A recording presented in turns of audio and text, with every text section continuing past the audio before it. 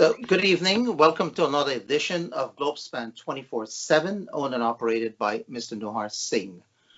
Our techie operator is Mr. Devin Bassoon. We are discussing tonight racial dilemma or race dilemma in Guyana and proposed solutions. Before I introduce the guests, we do have a very brief video on Juneteenth. What is Juneteenth? Juneteenth is the oldest known celebration commemorating the ending of slavery in the United States. President Abraham Lincoln signed the Emancipation Proclamation, freeing enslaved Africans in the United States in 1862, and the 13th Amendment passed Congress, officially abolishing the institution of slavery in 1863. But it would take years for word to spread. On June 19, 1865, Union soldiers led by Major General Gordon Granger landed at Galveston, Texas, with the news that the Civil War was over and the roughly 250,000 enslaved people there were now free. Thank you. Well, in brief, it's the equivalent of Emancipation Day that we celebrate in Guyana on August 1st, or throughout the rest of the region as well, although the dates are different in the rest of the Caribbean region. So Juneteenth was last Sunday, the 19th, and it being a Sunday, it was celebrated on Monday, which is a federal holiday in the United States. So gentlemen, again, welcome. With us tonight are four esteemed gentlemen who are no strangers to this program, Globespan 24/7. Professor Dr. Henry Jeffrey, former government minister and a columnist in Guyana. Professor Blackman, who is a professor of mathematics at Medgar Evers College, part of the CUNY system in New York City. Mr. Ravi Dev, who has written extensively on various issues pertaining to race and who is also a columnist and a media consultant in Guyana. And Professor Betaram Ramarak, who teaches social sciences in the SUNY system. Welcome again, gentlemen. We are discussing, quote unquote, racial dilemma and proposed solutions in Guyana. So we'll begin first. What do we mean by racial dilemma, if I may engage Professor Henry Jeffrey first? Thank you very much. Let me say by racial dilemma, I think we mean the incapacity of the races to live in a fashion over, let's say, the last 60, 70 years in a fashion that would lead to equitable and development in Guyana. What we have had over the last 60 years has been continuous bickering over racial, ethnic problem. I prefer the ethnic situation because the term ethnicity rather than race, largely because I believe that's where we are standing now in terms of the division in Guyana. But over that period, over the last 70 years, we have not been able, given all our resources, everything we have. We have decent human, look at Professor Blackman and all the other people abroad. We have decent human, natural resources, and yet we are one of the poorest countries in the hemisphere. We have been unable to do that, to build an effective democratic system in Guyana. And when I think that is the dilemma we face today. Today we have oil, and there's much talk about oil, and and all of that. But as we bicker, the people, I'm not going to use terms like imperialists, but the people who owns the oil essentially are doing what they like with it. We are caught in a situation where we are getting 2% and all of this, and instead of us focusing as a country, as a nation, on dealing with these issues, we are fighting politics. We are fighting each other. So I believe that's how I see what is the dilemma. The dilemma is that we are continuously in conflict, unable to properly sit down and manage the system to bring our people the kind of prosperity they deserve. Professor Betram Ramarak, how would you describe, define, explain the racial dilemma, ethnic Well, dilemma? well, to add on to what Henry was saying, we've actually used the term ethnic security dilemma, which is a concept we've kind of invoked to describe this racial situation we're dealing with in Guyana. So, we have a country here next door, for instance, Suriname, where people of different ethnicity, right? You have three major ethnic communities that live together. I mean, you have the kind of absence of the kind of conflicts we have in Guyana that we would see during election time. So that dilemma refers to the fact that we seem to have government. If one government is in place, it means the other community happens to be out of place and out of government.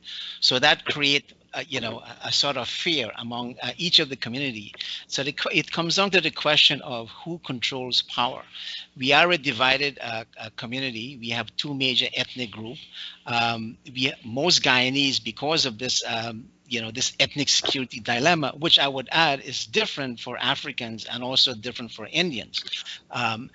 So because of this division we've had for so many years, most Guyanese, right, the bulk of the Guyanese population live outside of Guyana, not inside of Guyana. And we continue to see, this sort of a tit for tat politics. Now, I should add that over the years, the dynamics of this conflict has actually evolved and has changed. For instance, I would argue that it was more intense when Indians were a majority in the country.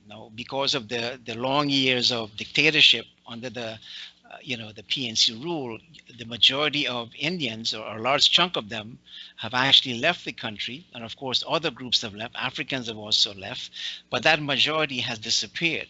So my point here today is that dynamics, that sort of an ethnic security dilemma that we have talked about still exists. But the point is we have a different situation in terms of a demographic change, which also has an impact on this security dilemma. So what I would say in conclusion is that because of this demographic change, we don't have a single group in Guyana that has a majority that can win an election outright, as we had in the past. So when we talk about things like power sharing, for me, this is something I had supported in the past. When Indians were a majority, but I think we have evolved. So power sharing is something that makes absolutely no sense to me today in terms of the way it's been defined.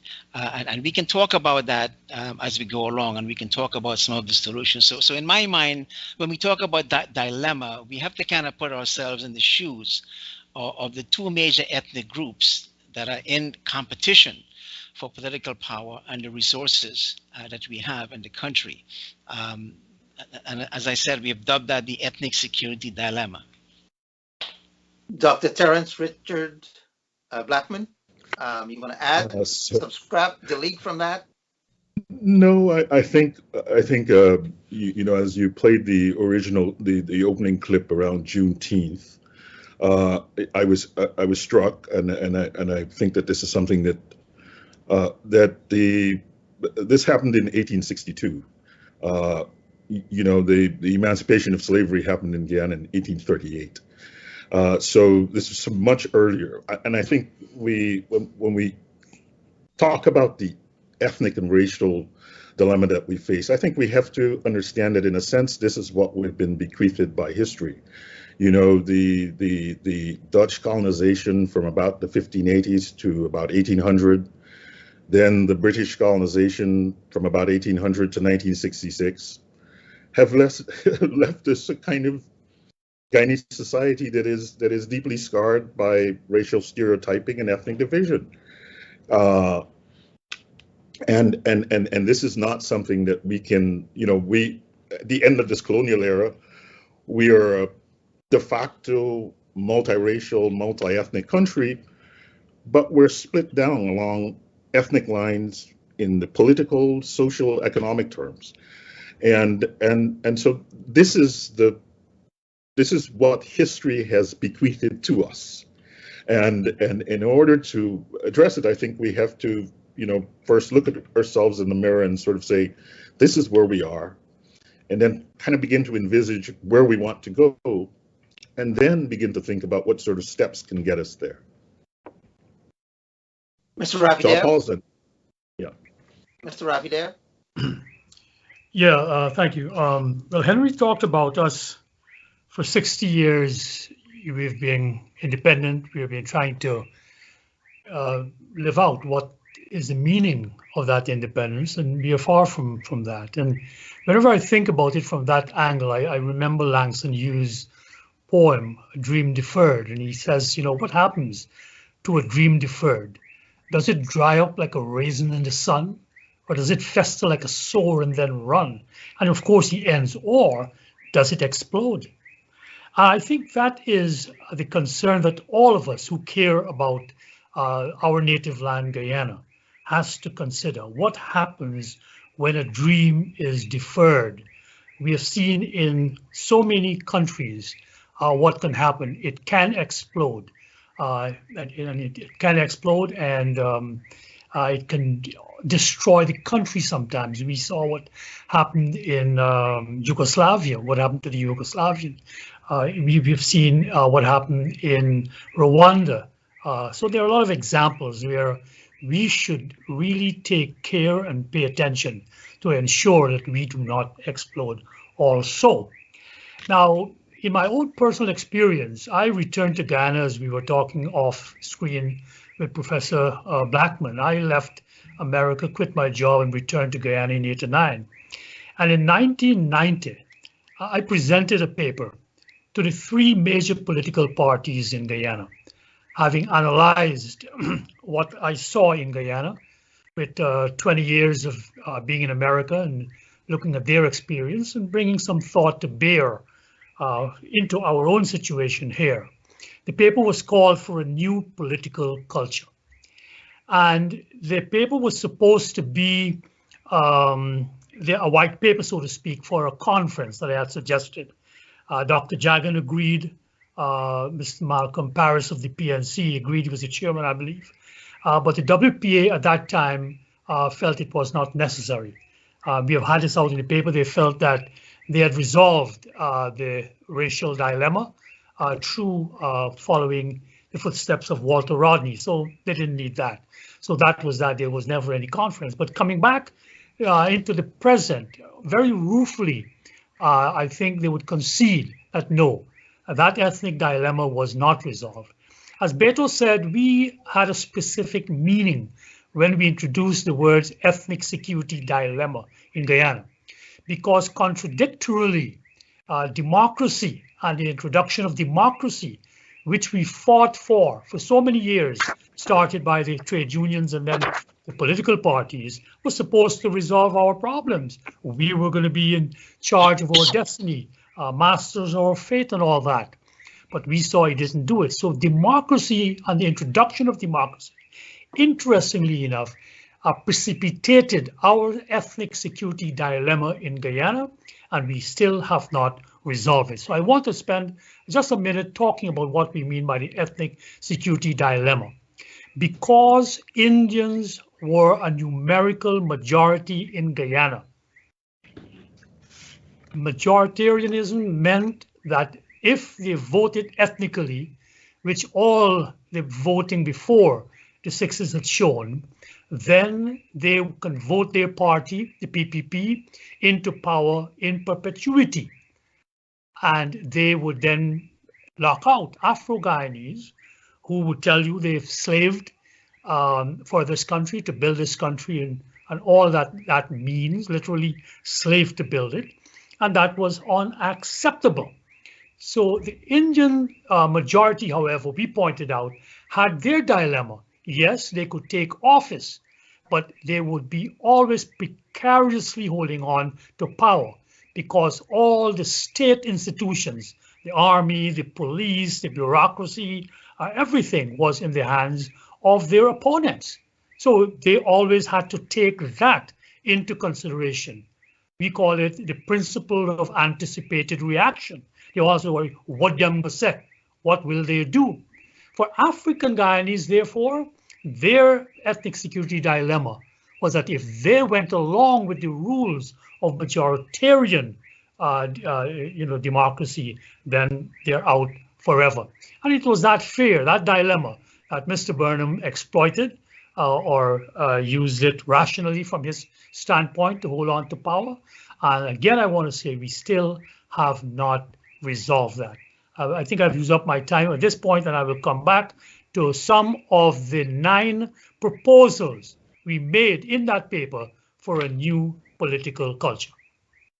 Now, Professor Blackman had started to talk about some of the problems, issues related to the racial dilemma. So I wonder if Professor Dr. Jeffrey, can you elaborate on what are some of the consequences, problems, issues arising out of the racial dilemma in Guyana?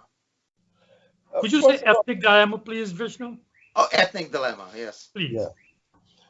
First of all, let me say this, that the question, yes, at one point, was that the Indo-Guyanese had a majority.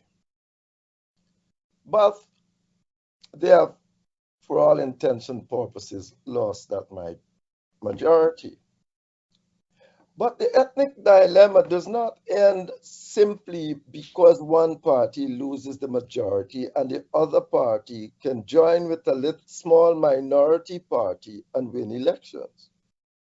Once you have an ethnic group that is about 40% around the world, right in America, you're seeing it. The European population is now just going to 40-45%, and there you see what's happening on the Trump era. Once you have a population that's about 40% of the population of the nation, they will not sit idly by and let you win and let you rule, largely because you can, for instance, get a minority, win a minority of the vote, and have a small minority party to carry you over the majority. It's not going to happen. It has happened nowhere. The result is that the dilemma is not simply a matter of majority has changed and therefore you don't have a problem. You have a problem once you have what you have, that 40% existential threat, that they are going to mobilize. It is not, again, just a matter of a cultural kind of indoctrination. Once you have a 40% in a competitive democratic system, they are going to be mobilized against you. And they are going, regardless of not, if you end up with 51% or 52%, they are going to be mobilized. And once you have them outside there, you cannot run a proper democratic system. That is where the notion of sharing power comes in. It is not simply that you have crossed the border of you are below 50, you got 45, and then you can come with a small party and say, well, let them join a small party, let them work with a small party and get 51. It's not going to happen. It has never happened. And the result is you have to accommodate, once you start reaching the 40% line, both people have to accommodate each other. That is where the sharing of power makes sense. Not simply this notion that you can win 49 and get 1% from somebody else. That is what we have in Guyana today. The Indians might be 40-something percent. The blacks might be 40. The Afro-Guyanese ethnicity might be 40-something percent, but none of them, you can leave them out of the governance structure and properly administer Guyana by finding a small party somewhere and say, we have a majority. That, I believe, is the crux of the matter in Guyana today. All right, let's hear Professor Ramharak. What do you see as some of the problems, consequences of the racial dilemma in Guyana? Well, let me just say a couple of things first. There's a lot of things that Henry has written, and it's all out there in the public. And I know he's been pushing a dead horse, which we call power sharing. But I'll talk about that in a second. But hopefully, our professor from Edgar Evers can come up with a mad solution to help us, because we do have a lot of people in Guyana who apparently have problems counting numbers. But let's come back to this question about this 40%. And I think what Professor Jeffrey is doing here, he's creating a dilemma of his own. We've talked about the problem of Indians being a majority, where in an electoral competition, they will always win. That is not the case today. But now he wants to focus on, let's assume that the Indian population is 40%, which it could be less than that. The Amerindians and the mixed grouping are the two fastest growing population in Guyana. So the one single fact that debunks Henry's proposition here, or argument, is the fact that we had an election in 2015 and an opposing party won the election. And if you go back to the election before that, their numbers were also dwindling. Now, that's one issue. The second issue is that if we are saying that, well, it doesn't matter if a small party gains, 3 or 5 seats in parliament. It is possible that if a party gains 3 or 5 seats in parliament, in fact, Henry was part of a political party, ANUG. In a letter that Ralph Ramkaran wrote in Starbuck News, he made the argument that if ANUG gains about 3 to 5 seats in parliament, they could be that sort of power broker. Now, all of us were hoping that the power broker would have been the AFC. But of course, they didn't have the, I guess you could say, the fortitude to kind of take positions that would make them into that power broker. They kind of pretty much catapulted and allowed the PNC to swamp everything in sight. So my point is that, when we talk about power sharing, I think what Henry's doing, he's hanging his hat on something that Arthur Lewis had written before, where he makes the argument around two facts. One is that the people who are being affected by policies have to play a role in shaping those policies. But Arthur Lewis also did say, well, first to begin, people can shape that policy by not necessarily being part of that government in terms of ruling. They can be part of the opposition. That's how we shape policy. But Arthur Lewis did also make the argument that the majority should always prevail, and that is what happened in 2015. So my basic point here is that political parties in Guyana today can compete in an open field, and the best party should win the election. We see that in 2015, and we see it in 2020. So all of a sudden, we're now going back when the PNC was in office, APNU, for 5 years. This whole notion of power sharing was not audible, but all of a sudden it's there now, and it's becoming more and more vibrant. Now, I'm not saying that we should not have a system of sharing, but you can't have a system where political parties, in a sense, coalesce to be part of a government and there is no opposition. You can have something like APNU and AFC. But I'm getting to a situation where I believe there are other mechanisms we can adopt to ensure that we don't have this sort of competitive politics as we see in Guyana, which is always played out during electoral times. And one of them that we have been pushing so often is something called an ethnic impact statement. In fact, by the way, Arthur Lewis did also talk about sharing of power in terms of a distribution from the center to the local. He talked about federalism, something that we had actually pushed in the old days. But we can talk more about solutions. But I do want to debunk this whole notion about the fact that you have to have power sharing, and this is what it means in my mind. Maybe it's different for Henry. I mean, he can comment on that. But I think, judging from his writing, this is what I gathered from what he's saying, and I think that's a kind of a system that's not going to work in Guyana, because you're now saying, okay, you won the election, but now you have to share the power. It doesn't work like that. Before we have comments on that, just for clarification, Professor Arthur Lewis was the Nobel Prize winner in economics out of St. Lucia, if I'm not mistaken, and has taught in several of the islands. Was professor, I think, at UWI as well, and in the United States as well.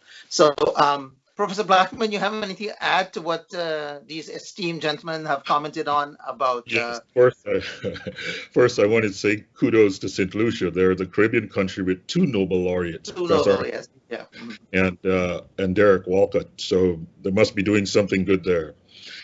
I think really the question is, what's the conflict in Guyana?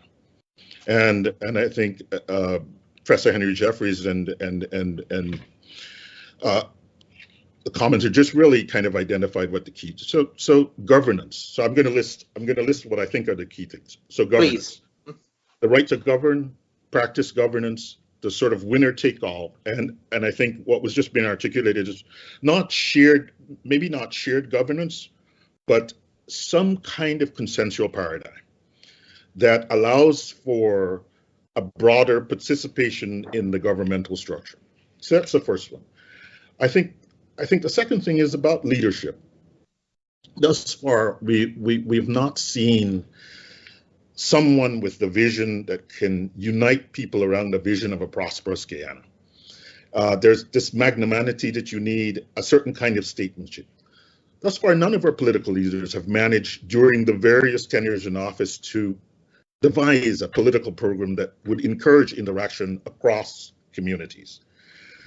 The political culture. So inability of political parties to sort of rid themselves of the perception of race-based politics, and the failure to sort of respond constructively to, proactively to mutually seeking some kind of benefiting win-win situations. So there's no conversation.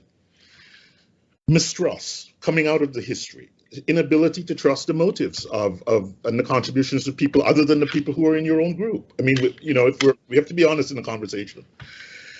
And I think this is overcoming these hurts of the past, slavery, colonialism, politically motivated violence that was mentioned. These things have left deep scars on our Guyanese psyche. And we haven't had like a truth and reconciliation committee like South Africa, but maybe we need something like this. And I think the other aspect of this is sort of like the inequality. So socioeconomic inequality. And this poverty kind of affects all groups, but often what happens, and if we're honest about the discussions, people perceive the cause of their poverty to be the actions of people in other ethnic groups. Right. And so I think governance, leadership, political culture, the mistrust, overcoming the past hurts, and sort of the, much inequality in the socioeconomic injustices and poverty. I think these are the sort of areas that exacerbate our conflict. And I don't think, in a way, I don't think that the racial dimension is as pronounced. I think if we were to poll Guyanese, and there's an organization in Vanderbilt that does sort of polling, I think it's called LAPOP. LAPOP. And if you were to poll Guyanese, and they say, well, what's the most serious problem faced by the country? Economy, security, basic services. Politics would come lower down. And very rarely, I've looked at these surveys, very rarely do we see the problem that is the most challenging for Guyana is race. So I think it's these aspects that are exacerbated by the racial dimension, exacerbated by history, that cause us to be in this sort of trap where, as you noted, the question is whether or not 33 is a majority of 65, someone pointed out, and we had a lot of difficulty. Very smart people had a lot of difficulty noting that perhaps 33 is indeed the majority of 65. So the fact that we spent 5 months and had to go to many, many people in order to answer this question gives us a sense of how challenging your ethnic security dilemma is. Yeah, so thank you. I'll pause there. Yeah. my Yeah, yeah. colleagues. Thank you for itemizing, identifying those issues and problems associated with race. That is the elephant in the room that needs to be addressed, and I'm very pleased that you have identified them. Let's talk a little about Oh, no, solutions. could I have my two Yes, cents please, first, please, Vishnu? please, Mr. Dev. Yeah. Vishnu, could I have my 2 cents first? Yes. Yeah, yeah, please. Geez, I thought I was in this conversation here. I don't know, the Guyanese in Guyana are getting left out. Now, I want to be serious about this. Coming back to my thing, I'm not speaking with theory, and I'm just theoretically. I came back here in 1990, and in the last 32 years, have done nothing else but to try to work at a grassroots level every single day to see how we can move this process. It might sound arrogant, but it doesn't mean that it had an impact, but at least one is trying. So when I got into Parliament in 2001, we continued to try to implement this new political culture. And part of that, we spent a lot of time between 2004 to 2005 to form what I called a center force. I explicitly named it a center force, where we would talk about Guyana. We would talk, yes, we accepted there were ethnic identities, but we had to develop a civic identity. And I talked about Guyaneseness. What would Guyaneseness mean in terms of that civic nationalism that all of us could hold on to? And we talked of course, equality would be the sine qua non of that. We as Guyanese coming out of slavery and indentureship, equality of treatment, equality of opportunity, and all those things would be something. So we went on along those lines, and it might seem dry to talk about those things, but we felt you had to start somewhere. But that went nowhere. And out of that came the AFC, and they were pretty much successful. They had 5 seats, then 7 seats, and they were supposed to be the one that would broker that. So, but what was going on, again, in the background, and in our thinking at least, was that when we talk about power sharing, we hear of consociationalism, this whole putting together of the parties. After the elections, you come together and you sit around the table and, you sing Kumbaya and everything is honky-dory there. And we found out it just hasn't worked. It has worked nowhere on planet Earth. The few places it was tried, the 4 or 5 places, Burundi, it fissioned. Right now, Northern Ireland is in a stalemate. There was a stalemate in their government between 2002, 2007, then between 2017, 2020. Right now, this minute, Sean Fein won, but they can't rule. The DUP said, we ain't voting for what you want before we get what is ours. So the problem is the consociational model of power sharing has not worked, and it ends in what we are seeing called immobilism. It just freezes up because one person will just put their hand up and say, like what is happening in Ireland right now. DUP said, we ain't voting for that until you fix that Brexit problem with our borders and all that. So coming back to what we had put in, our small party is a form of power sharing and had been proposed by Donald Horowitz, and it's called centripetalism, meaning you bring in incentives into the system. You install incentives into the system, like a single transferable vote. So, for example, a person is given 2 votes. You vote for who you like, and then you vote for the one who you afterward, okay, I'll give them a try. So what it's supposed to do is to encourage moderation, because when you pick something from outside your party, someone, it's going to be a moderate. So there are many types of devices in centripetalism to make the 2 parties moderate. But as I pointed out in 2008, and I argued, I don't think Henry took me on, you had Freddie Kissoon, you had David Hines, you had Takuma Ogunseye, you had Lincoln Lewis, you had my friend Eric Phillips. all argued that how dare you, Ravi, say that Indians gonna link up with the PNC? Because I said if the PNC could simply moderate this behavior, they were presenting the argument that the PPP was a elected dictatorship. Therefore, the PNC must come out into the streets. And I said, no, moderate your behavior, reach across the divide, and let's see what happens. And lo and behold, as I learned in Sunday school, yes, Henry, I did go to Sunday school. Lo and behold, 2011 came, and yes, Henry, you're absolutely wrong. There is a place on planet Earth where a party with 40% of the vote, in 2011, they had a draw, and in 2015, they won it. And the sky didn't fall from the sky, even though Donald Ramutar insists that 15 boxes weren't counted by my friend Steve Surajbali, yet they went along.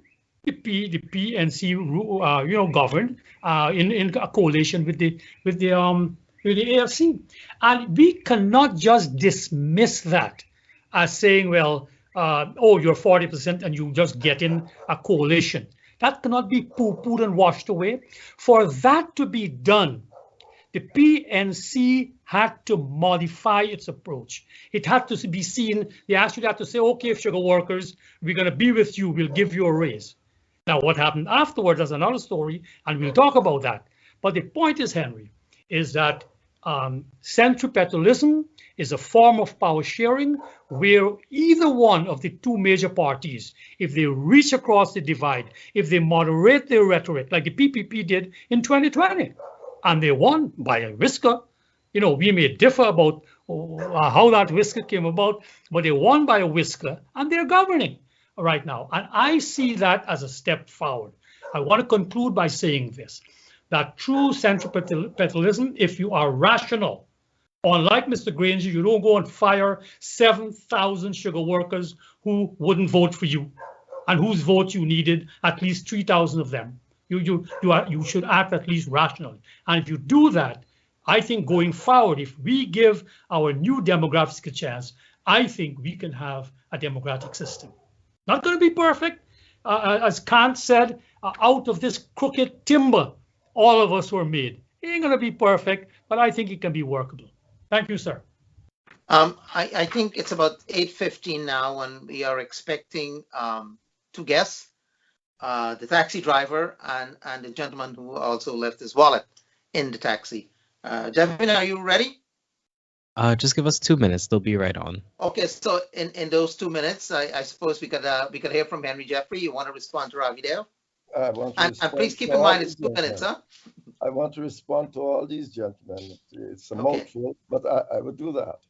First of all, if Ravi means what's going on now and have been going on for the last 60 years is essentially government, well, that's fine, because that's what will continue under the present system.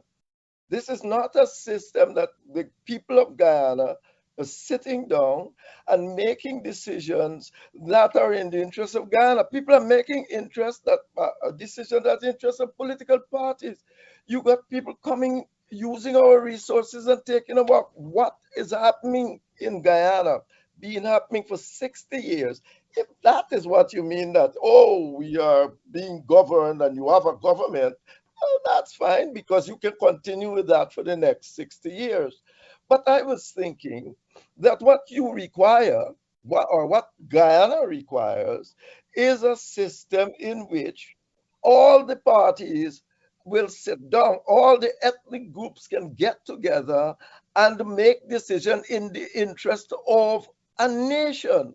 You are not going to have that. We did not have that in 2011. We do not have it now, and we did not have it in 2015.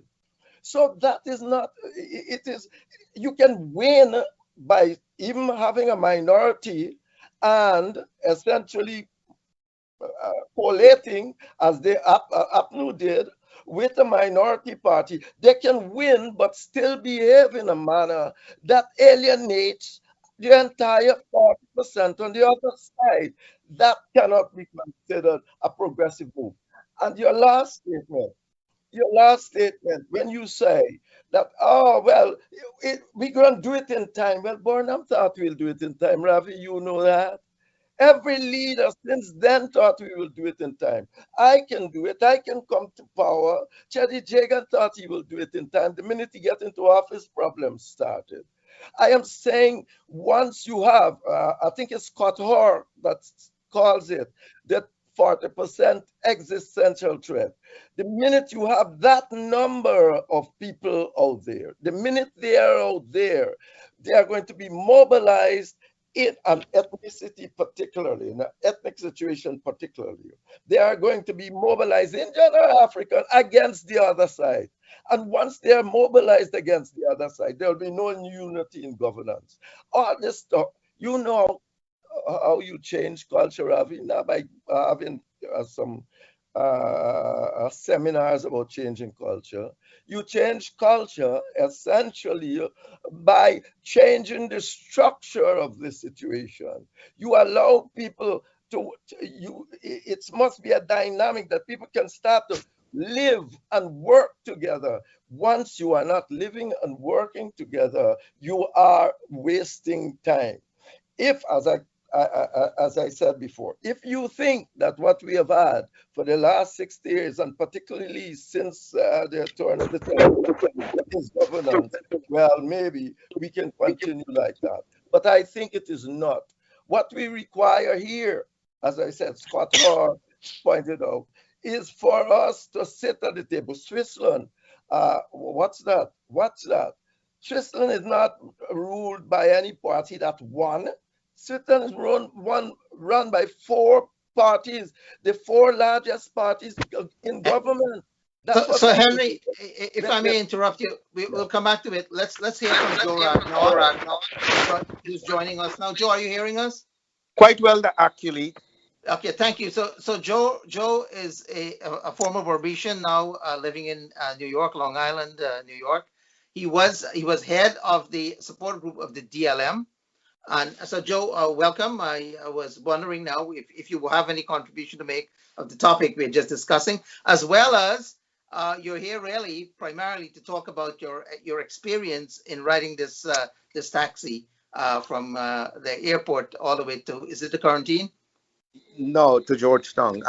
First, Vishnu, thank you very much. And I know all the gentlemen. I've met them all physically except Mr. Jeffries, but I've got to know him through his writing as if I physically met him. I know every one of the gentlemen want to make a contribution, made a contribution. I'm still willing to make a contribution. But my little experience, my little experience from the airport is a story that can be infused into the narrative about what Guyana should be and should. I got a business class ticket from Globespan travel service from New York to Georgetown, and in the interim, I was bringing a parcel for someone, so I was able to clear the parcel and give the gentleman at the airport here. And the gentleman that collected the parcel recommended a taxi driver, a Mr. Victor Pauli. So he and I drove up. I landed in the morning, midday, and I got to Georgetown about 3 o'clock. Traffic was horrendous as usual. And I went upstairs, never took his name, but we had good, excellent conversation.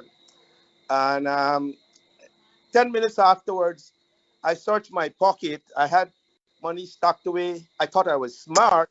I had the money tucked away in the left pants pocket, right pants pocket, and my back pocket where my wallet is. On my left pocket, I had $4,100 bill, US $100 bill from TD Bank, and it's in the same envelope. And I had $1,000 in my right pocket, and I had some loose change in the wallet. So my notion is that if I get lost, I might only lose one from one pocket, but then I end up losing the $4,000. So when you lose $4,000, I was dropped right here in Georgetown in the street here, and I became frantic. I didn't have the guy's name. And the night went on. I couldn't sleep. I searched the same pants pocket 20 times. Um, it was really funny. So the people who recommended the taxi, I was able to get them to make a call, and I didn't get any answer. And later on in the night, about 2 in the morning or 3 in the morning, somebody told me there's no money. I had no hard call the airline, and they sort up the aircraft because I had no idea where the money was lost. So I don't, you know, you only become frantic and crazy. I didn't know what to do. I didn't have any money. Didn't call my wife in New York and tell her because I thought I might have had an earful. So I said, I better allow her to have a good night's sleep. In the meantime, I had come for a mission here to dispose ceremoniously my niece's ash from Minnesota and another which was disposed today, and plus other charitable work, if you like, that I'm doing for people, like birth certificate, marriage, decree nisi, as they call it, I believe, a lot of things. So I resigned into accepting that the money was gone. So next morning before breakfast, I called my wife and say, honey, I lost $4,000. And I heard at 5 second silence. And then she said, Joe, worst thing happens to people. Well, she said, you could have gotten killed, you could have got hurt. Nobody stole your money, you lost the money. Maybe it meant to be that. And then 10 minutes after, the taxi driver drove up to the house and gave me the money exactly how it is. He didn't say a word. He just whip it out from his pocket, TD Bank. And I was really like in a shock the night before. And then it took a whole 2 days to recover from the loss and to regain the money. So he gave me the money. I didn't count it. I was so elated. I whipped out some money and tried to give it to him. He said, no, no, no, no, no. And this is a burly looking Guyanese guy, nice guy, soft spoken. And I said, wait a minute, you're not going to take any money? He said, no. But I insisted. And he took it, you know, I wouldn't say how much, but I gave him a good amount of money. And he took it, took a picture of him, took his card, and I put it on Facebook. And that sets off a chain reaction. I got so much advice how to hide money, even in the crevices of your body. Even in your crutch, people say how to hide it in your socks. Oh gosh, you wouldn't know. And people say, I'm careless, I was lucky, but most people were very good. They were very elated that Guyana still has people who could return 4,000 US dollar in $100 bill. You know, and the irony of it all, we were having a conversation with maniacs in the world over with taxi driver, because I told him, and I said, listen, if a man walks down the road in New York and he sees a $100 bill, what he does, he picks it up, looks to see if there is more, and puts it in his pocket. But there are few people who might think it's not his and wanted to return it. That's the kind of conversation I was having with Mr. Victor Pauli, and I was really elated about this gentleman. People call me, ask me for his number. I think he will have more business than you can think of.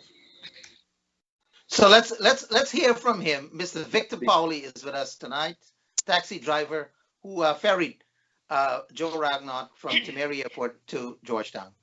Victor, you want to narrate really your account of what took place? Yeah, good night, gentlemen. Well, like he said, I dropped him home. And on my way back home, I got a call from the airport that this gentleman is missing some money. So I just looked back where he was sitting, and I didn't see any money. So I told the guy at the airport, I said, man, no money is in this vehicle. So I went home, went into my house, told my wife that this guy lose some money, but I ain't find no money in the bus.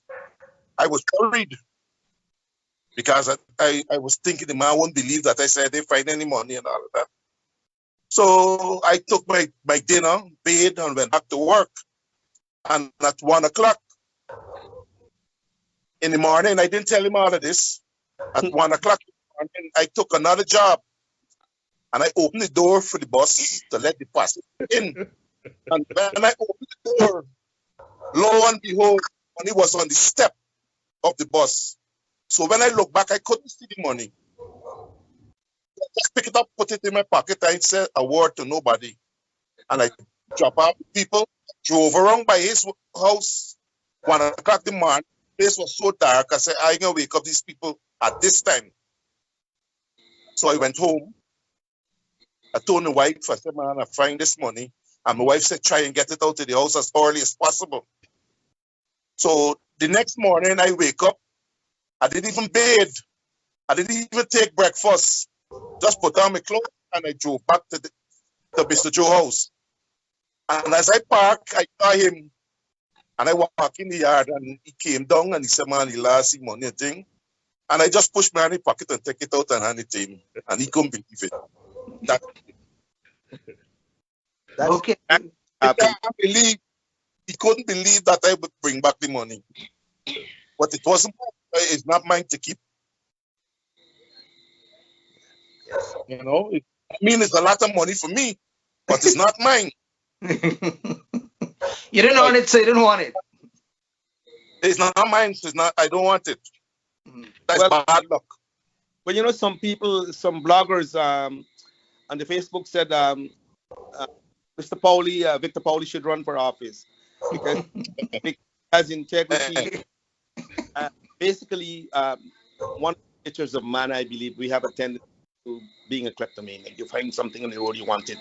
People like to forfeit things that are not theirs, and that I was really astonished. And you know, my wife, when I broke the story that I lost the money, she was silent, and then because she said, "Joe, you're a prodigal. You are a spendthrift. You can't even handle money or care money." And I laughed, but I was careless. But it's the good things I believe that you do. It's a kind of a quid pro quo reciprocity. You do good, you get good. I do a lot of things. My mission here is to bury ashes, retrieve that marriage certificate, marriage, divorce papers, birth certificates, you name it. And I'm doing some research about my family at the archives. So I do a lot of things. So in some sense of the word, I think some of the things, and people who know me, if you read the blogs, they said, Joe, you do so much things in New York. I kept doing, that's part of me. And I come from Mr. Ramaya's 75th birthday, my childhood friend in Wim. So I'll be there on Saturday. And last weekend, he had a function feeding children and seniors as well. So I came to attend all of those things. So I believe there was some compensation due to me. And Mr. Victor Pauli was the man who was sent on this earth to do this thing. I really wish there's no other gentleman I have found here in Guyana yet. Like, did you get any Facebook response or social media response to Victor Pauli? About Victor Pauli? The airport called me. They have a public relations thing. They called me and asked me to send my ID, and they shared it. And I think there were about 280,000 viewers and commenting about the money. Some people say, I would never get the money, but all sorts of things. And that some percentage, but I know that I did give offer and I did give, and Mr. Pauli eventually I could confused when he came back that it took me one day to mourn the loss of the money and one day to recover from the gaining back of the money. Okay. Mr.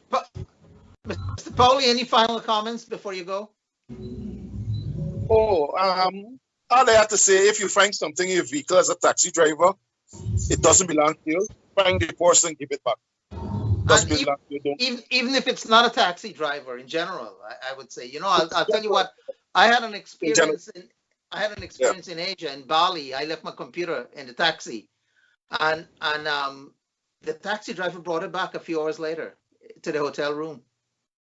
Yeah, that's good. And I had the same experience one in China. This is a long time ago, 30 years ago. I left the camera, and the Chinese taxi driver brought it back to me. So you do have good people in this world who would not forfeit things that don't belong to them. Joe, Victor, thank you very much for coming and sharing your experience. Enjoy. I think you have another bash this weekend coming up. Oh, yes. Yeah. And do give our regards to Dr. Ramaya as well. Gentlemen, we are going to take a break now, and we'll be back after a couple of minutes. Travelspan has some very cheap fares for July and August to and from Guyana. Seats are limited, but call Travelspan today for these discounted low fares in July and August. In New York, call 718-845-0437. That's 718-845-0437. In Georgetown, call 227-1701. That's 227-1701. And in Berbice, call 337-4287. That's 337-4287. For discounted airfares to and from Guyana, call Travelspan today. Oman!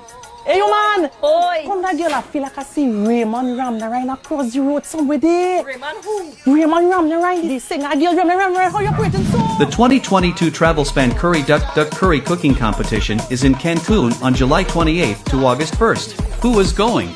The duck and the curry going for sure, plus Raymond Ramnarine, Terry G, young upcoming dancer and singer Ariana, Randy Reckless, and the Reckless Tassa Group. The competition for the best tasting duck is in Cancun for 2022. Friends and families, make this a reunion. Flights available from New York, Florida, Atlanta, Texas, Trinidad, Guyana, Canada, or any U.S. states. For more info, call Travelspan at 212-243-0865. In Canada, call 647-557-6200. In Trinidad, call Amerals at 645-1604. And in Guyana, 227-1701, or visit us at travelspan.com.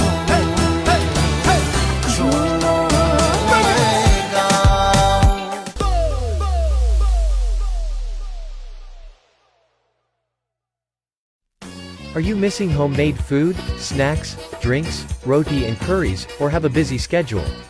Then get your favorite curries and roti delivered directly to your home with all from one supplier.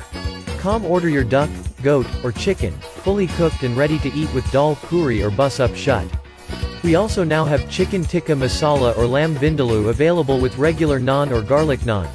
Don't forget to add your solo, icy, coconut water, or Nestle drinks to these delicious meals. Select your choice, and load your box and let allfromOneSupplier.com deliver directly to your home. All from One Supplier has you covered for all your food. Plus, if you need pepper sauce, curry powders, fish, meat, ghee, and so much more. We also have tasty pastries like pine tarts, cheese rolls, currants rolls, coconut rolls, and so much more. Sales are ongoing every week, and your first order is 10% off once you apply the coupon code Globespan24x7. Log on to allfromonesupplier.com today and purchase. Allfromonesupplier.com is your one-stop shop for all West Indian items, and remember, it's free shipping to all U.S. states. Somebody make some noise! Let me go!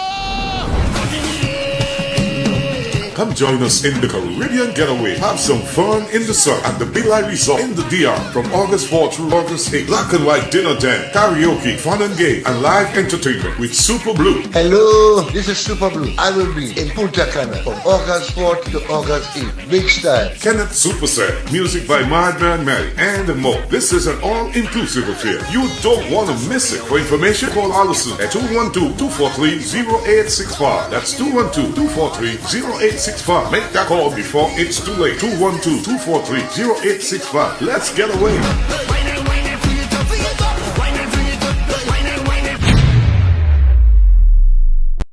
So welcome back, viewers, listeners, to Globespan 24/7. This is Wednesday, June 22nd. You are watching our regular Wednesday night program, owned and operated by Mr. Nohar Singh, with Devin Bissoon as the technical operator. We are discussing tonight racial dilemma, ethnic dilemma in Guyana, and proposed solutions. Before our break, Dr. Henry Jeffrey was giving us his take on the problem and proposed solution. We'll come back to him. First, let's hear from Dr. Terence Blackman, who during the break was talking about trust, and as it relates to the story, that wonderful story we just heard about the taxi and the his cab fare. Go ahead, So Dr. Vishnu, Blackman? part of what I was saying was that, if we think about the conflict in Guyana, there are these elements. There are a question of governance, the structure of the governance, leadership, the political culture, mistrust, and this is the inability to kind of trust the motives, the contributions of other people, other than those people who are in your group. And that was the point I made. And this story, I think, for me, particularly captured that. Joe Ragnott and Victor Pauli experienced a moment of trust. Joe, as he rightly noted in this moment, said, I don't think I'm going to get the money back. Mr. Pauli had every intention of giving the money back, assuming that he had found the money. And I think that this is the kind of thing that we have to somehow begin to empower, amplify within the context of our society. And I'm a as you note, I'm a mathematician, so I like to list things out. So when I think about who are the people who have to be thinking about the question of trust, who are the stakeholders? Well, there are the two main political parties. There's PPP, Civic, PNCR. The AFC is certainly a part of that group. So the other parties that are small and perhaps not as big, they ought to be a part of that discussion. How do we engender trust? I mean, we've jokingly referred to the impasse around the no confidence motion and so on. I mean, it really ought not to have taken 5 months or 6 months for that matter to have been resolved, had there been some level of bridging between the key political parties so that there was a place where they could talk to each other and come to some common agreements without having to go through this long process of courts and recounting votes, etc. I mean, that was really not, I think, certainly it is part of the process. It worked itself out, but it's because of the absence of trust that was needed. So, how do we engage sort of trust at the level of the national government, the regional government, the local government? How do we engage sort of like civil society actors, imbue civil society actors with trust? When you read the newspapers, there's always a certain kind of cynicism that clearly always goes to thinking about what are the motives of the people who are saying the things that have to be said. The business community, trust in the business community, trust in the academic community. There's a Guyana Ethnic Relations Commission. That's a constitutional. How do we engender trust in that context? Religious leaders, labor unions, in the media, obviously the international community. So I think there's a long list of things, and if we were to attack them in some very specific way, I often think that that's what we miss. We're often not going at this in a comprehensive, cohesive fashion, and maybe that's where the mathematician can help you, because I like to make lists and I like to count. So I'll pause there and have my colleagues respond. Okay, good. So let's hear from Dr. Bertram Ramarak. Please. Yeah, no, Henry. After I was on when. What are you doing? I was on when this thing was cut off. You said I'm going to come back on. Yeah. Let's hear briefly from Ramarak and then you. And make it short, please. What is going on? We only have 20 minutes left, so we got to fit in everyone. Let me just say quickly. No trust. Moderate. Yeah, on this question of trust, right? To kind of build on that, I think it's important, and I think everyone here on the show will agree with me that we do need some kind of national dialogue. That has been missing for a while, and I think that's important. It is important for us, regardless of which ethnic community you are from, that you see things from the other side. And this is why we've talked about this whole notion of the ethnic security dilemma. But I want to kind of move away from this whole notion of making this a sort of academic discussion. So in light of that, I do want to suggest, since we're talking about solutions here, so let me offer a couple of things very briefly, without getting into all kinds of details, as to how we can kind of, create this sort of less, conflictual society, if not a consociational one, that Henry would like to have, at least something, that approximate to that. I've talked about the whole notion of, taking power away from the center and allocating some of that power, to the local communities, real power. An example would have been, let's say, the University of Guyana, where we now have a branch in Berbice. We can extend that. When we talk about this whole notion of devolution of power, federalism, or whatever you want to call it, at that time when we were writing about it, the main critique was, well, it will create overlapping bureaucracies. I think we have the resources today to move in that direction. The second thing I want to throw out there is this whole notion of, this affirmative action, as they call it here in the United States. If the accusation is going to continuously being made against the current government that they are being discriminatory, well, why not have, what we have called ethnic impact statements, where when policies are allocated, you evaluate those policies and you look at the impact of those policies and who are benefiting. Let's say whether it's connected to land or or homes or whatever the case may be. So that would be something to consider.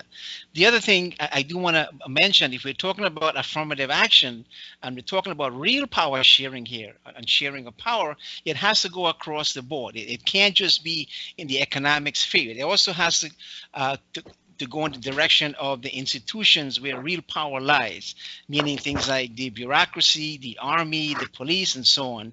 And one other thing I would like to throw out here, and I think this is where I have a disappointment with Schuman. In this country, we have something, called caucuses, right? We have a Hispanic caucus, we have an African caucus, and so on, in these political parties that's in the legislature. And those parties can provide, important advice and recommendation, right? To government leaders in terms of how to proceed. Right? We don't have something like that in Guyana because we're still dealing with this whole notion of all of us are one. Yes, all of us are one. We have one common goal and so on. But the problem is we come from this whole notion of working class and Marxist orientation that we kind of pummel everybody into one level, and we don't recognize that we have different cultural values and ethnic values and so on. So my sense of power sharing will lie in that direction. Not in saying, okay, you won, let us now hold hands and govern together. I don't think that will work because Indians don't have that majority, and we can't lay that as a solution to a population that now represents 40 as if they are still the majority in the country. And I think if we can look at those solutions, and again, I'm coming back to this whole notion of dialogue, genuine dialogue that is essential, that is necessary, that comes with trust. And I think that's where we have to start. And I think then we can look at those institutional issues that I mentioned, where we can kind of move in that direction of trying to have that society where we can actually live together and we don't have those major conflicts we see erupting at every electoral cycle. So Professor Jeffrey didn't get a chance to finish his point before the break, and he was at Switzerland solution of cantonment. You must be so trying go to ahead, make me please. forget. I have a feeling. Now, first off, Paul, Mr. Ramak is totally incorrect. When the PNC was in office,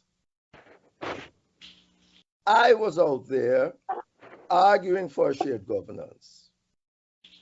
So it is untrue. But they didn't listen to you. Nobody got you don't have, normally people don't listen to these things. These things end with war. Look at Northern Ireland, look at Fiji, look at these places. Essentially, though, you have to be out there making your point that this is the solution.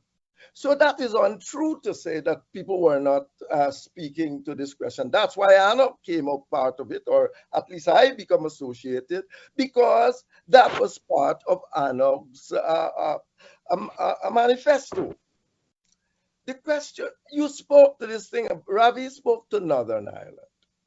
Isn't it better to have a consensual relationship, a decision-making process, where the two parties can have soft vetoes, not only like in Switzerland, but in Belgium.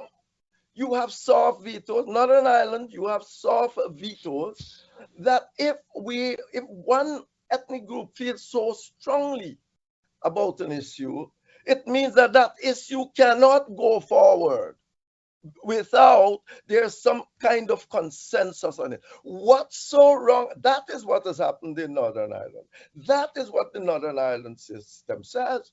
And the Protestants, they have a problem with Brexit. It's not their own internal problem. They have a problem with Brexit, and they said that they will not continue to go forward unless the issue about Brexit and its place and the place of the United Kingdom trade in Ireland. This is not their own problem. So effectively, I want to know why you feel that majoritarianism is the end all and do all of governance. Why you feel Arthur Lewis never said that. You say Arthur Lewis said what Arthur Lewis said. Arthur Lewis said that the majority rule cannot be democracy when you have a whole lot of people out there. They should have a right to have a say in the development and making the policies as you go forward. That is the essence of what should happen in Guyana. And this notion, as I said before, that you can just sit down and, we are going to wait. And, we're going to build trust. Trust is built as we work together. You need to have the two people, the two ethnic groups in a system working together as they go forward, and then trust will be built. Trust don't build when one party is consistently in a conflict with the others, and that is precisely what's happening in Guyana.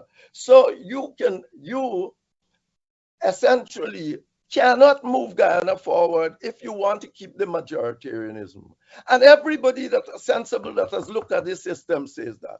The Americans have said it recently in terms of their report from the State Department, that for Guyana to develop a sensible, a functional democracy, you must drop majoritarianism. They said so, not me, and they got some of the smartest people and with long institutional memory there.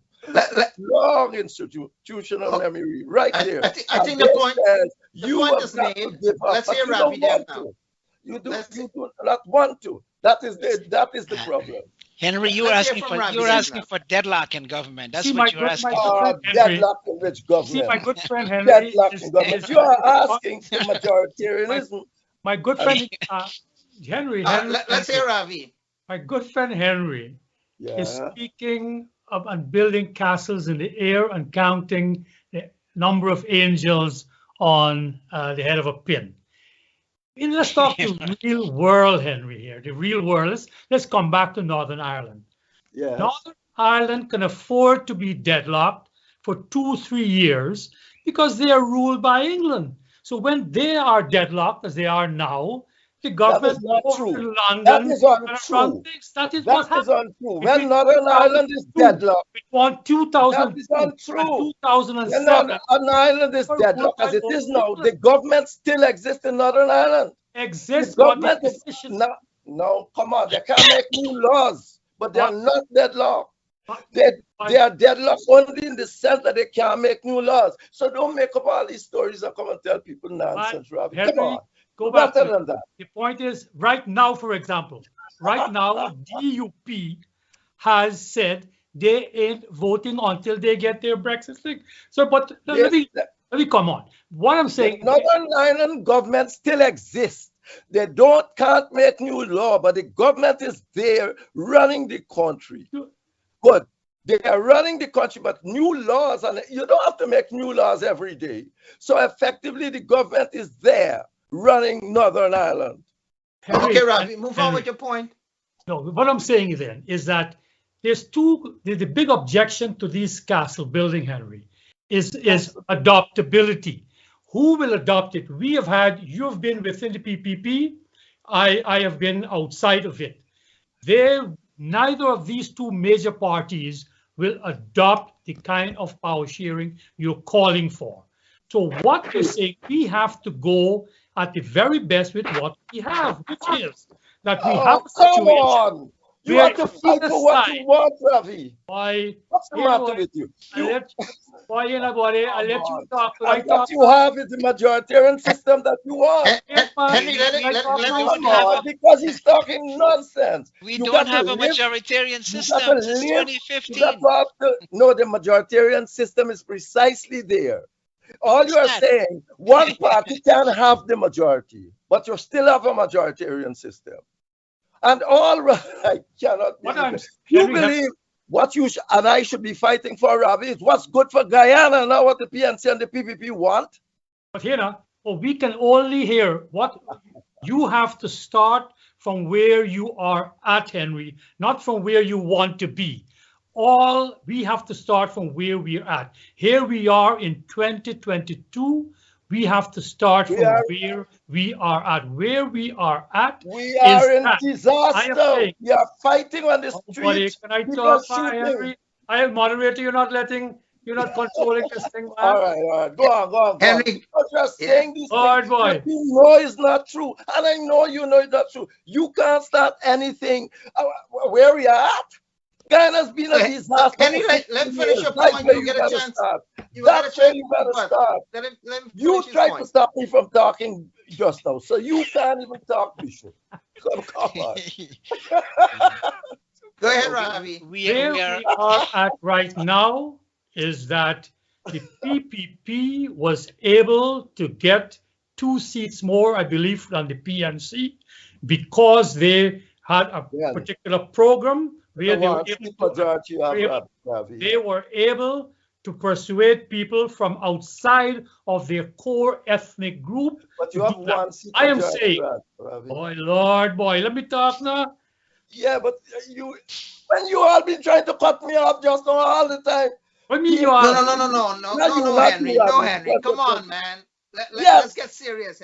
Go ahead. So what I'm saying, in 2015, in 2011 and 2015, the policy that I pushed in the pages of the Chronicle and the Starbuck News, which is that if the PNC were to moderate its stance, don't come out into the streets, they can win that election. And Henry, this is not conjecture. It happened. And they were able to govern. Nobody came out into the streets to overthrow them. The heavens did not fall. All I'm saying at this juncture here. You said a rigged election. Here, let him finish his point and then you will make your point. Nobody came out there. So we have a situation here. We are saying that, and I'm very serious. You see, here again is the same point being made theoretically, that the PNC will not be able to get quote-unquote Indian votes. Henry, let me tell you, I work every day in this constituency at the grassroots. I live in a home here. When I came out from the Logie, I am in Iflut where it's grounded. You can't get more grounded than me, all right? So what I'm saying there's this assumption that the PPP doesn't have any kind of problems within, quote unquote, their own constituency. I am saying it's the same thing that prevailed in 2015 is prevailing now. There are a lot of people who are looking askance at them. But if the PNC again are going to come on big and bad, you're not going to be able to get those people to come aboard. You can't do what Mr. Granger did, which is to wipe out those people that AFC brought into it and expect to win elections. I am saying, and I'm very clear about this, I believe that we are in a situation now, rather fortuitously, that because of immigration, that each party now, as proposed in the type of power sharing I'm talking about, has to court vote from across the divide, and therefore they have to moderate their stance. And that is a positive development for Guyana. And I'm very happy that Mr. Norton seems to be holding the line there and is not coming out into the streets to chase away anyone, that the PNC is just going to be the big bad wolf anymore. Thank you, Listen, Larry. we are not. One second. You could not get Indian votes. The PNC can get them. You can't get them. And that has been nothing. I got 5,000. Gentlemen, let's hear Doctor. 5,000 votes. And you are Indian. We got 4 minutes left. Let's hear Dr. Blackman, please. I had 5,000 votes. Ravi, yield to Dr. Blackman. Dr. Blackman. I think this discussion makes clear that this kind of, you know, this ethnically driven sort of power struggle is the centerpiece of the politics in Guyana. So when you lose the elections, it's not just about, you know, changing the national management arrangements, but it's kind of giving up the control of the government, the power, the access, but more not just giving it up, but you're giving it up to your rival ethnicity, so to speak, right? And I think in a way it's a valid point, yes. Yeah, I think, and that's why I go back to the POP surveys. You know, I think if we have to begin to think what sort of framework do we need for, you know, developing for some cohesion building. And I think both Henry and Ravi are correct, right? So Ravi is arguing what I think reasonable people should argue, which is that at some point the PNC has to appeal to some part of the Indian electorate in the same manner that the PPP has to appeal to some part of the African electorate in a proper political system. Whether this will happen tomorrow, and I think Henry is sort of given up on the possibility of this ever happening. He's saying this can't happen. But I think we just to use my argument is let's not use all of our energy here, right? So there are these real things that we can do. We can do things in health. We can do things in education. We can achieve this same gaining of understanding of our situation and working with each other in health, in education, in trying to develop our infrastructure, in trying to, you know, do the sort of things that make us a better country, that both of the political parties should agree on. I think we're not going to find a way in trying to resolve the sort of political strife. As everyone is saying, you know, whoever wins the 51 is unwilling to invite the other party in. And so at some point, I think we're forced to have a politics where if you want the 51, you're going to have to appeal to a larger electorate if you are 40% and you don't have 51% yourself. And you know, that's my basic point. I think we have to move beyond that to begin to think about how to create an enabling environment so that Guyanese feel a part of Guyana and feel committed to Guyana. Guyanese are still emigrating, or university educated people are still moving. So the stability that you need is not going to come just from the political side, but from the building of those institutions. And this is where I think we have to move the direction. You know, you started with the program with Juneteenth. This is only the second year of the Juneteenth celebrations in America. Slavery was abolished in 1865. It's only now in 2021, 2022 that there is an official federal recognition. So I think we have to be realistic about what we can achieve in terms of changing the structure of our politics, but I think we can achieve more within the context of the institutions, the context of our schools or universities or unions, etc. I think that's my contribution to the argument.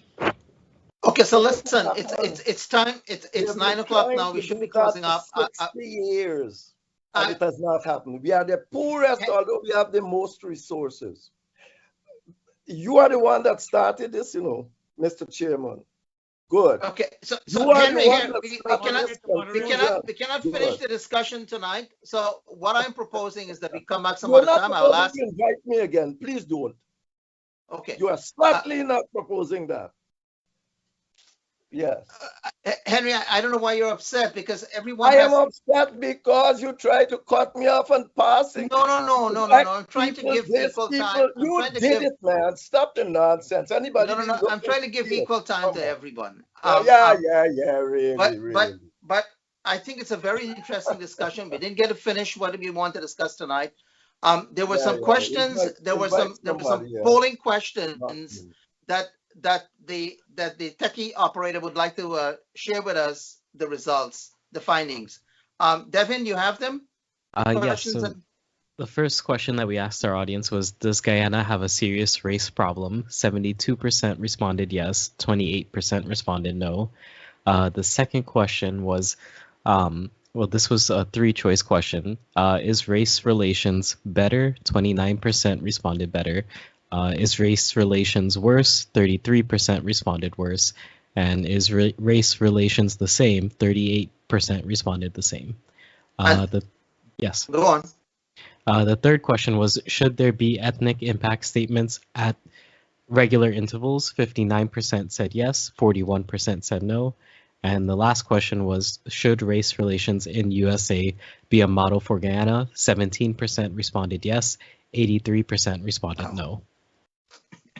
That tells us they don't have faith in the US either. So, listen, gentlemen, I'm sorry we're out of time, but I would like to continue this conversation some other time. I don't know when. I regret Henry Jeffrey feel that I am biased towards him. I thought he got the most. I thought he got the most time out of all. If we check, if we do a minute count, I think Henry Jeffrey would have gotten the most time.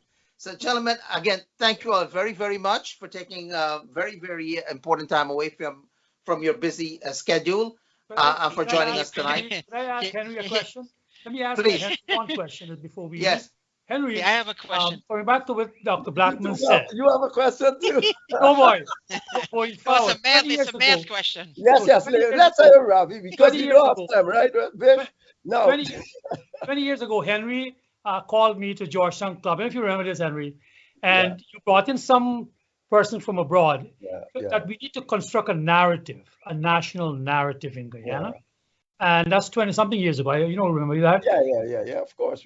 So the point I want to make is this, Henry, that you and I are... You're asking me a question or you're making a point? No, I'm proposing something. Okay. I'm saying you and I are in Guyana here, right? And I am proposing to you that you and I pick this up on that, if you still agree that we need a national narrative which combines both sides, what we are feeling, and I would like to work with you on that. And I will give you equal time. I won't do what Bisram, you claim Bisram did. What Bisram is a legend. Before Henry responds, let's hear Ramarak, and he will respond to both at the same time. No, Ramarak, your question? Disagree, but I think Henry have some, he's a smart guy, and I love being on a discussion with him. But I'm going to ask Professor Blackman to convince Henry that 40 is not the majority of 51. I leave it at that.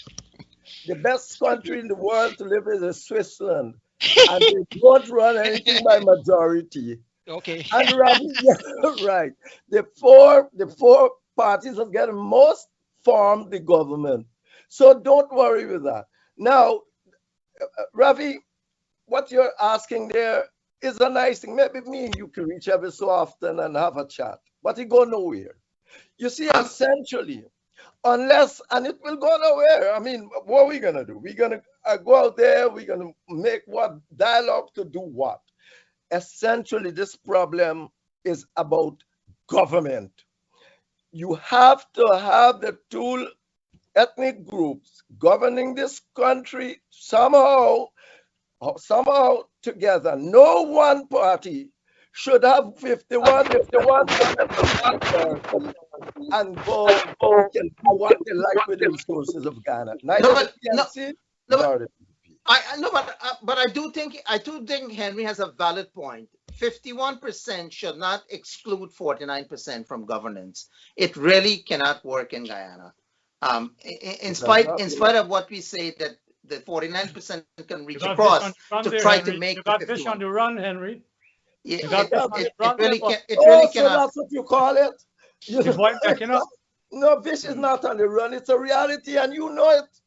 You know that's the reality. We've been doing this for how long, Ravi? How long? So gentlemen, I got to end the recording. We can continue the conversation afterwards. Exactly. But gotta go. Some people have to go. Devin, if you want, you can end the recording. I want to thank you all very much for taking a very, very important time tonight from your program to join with us tonight. Thank you, and good night to all. Good night.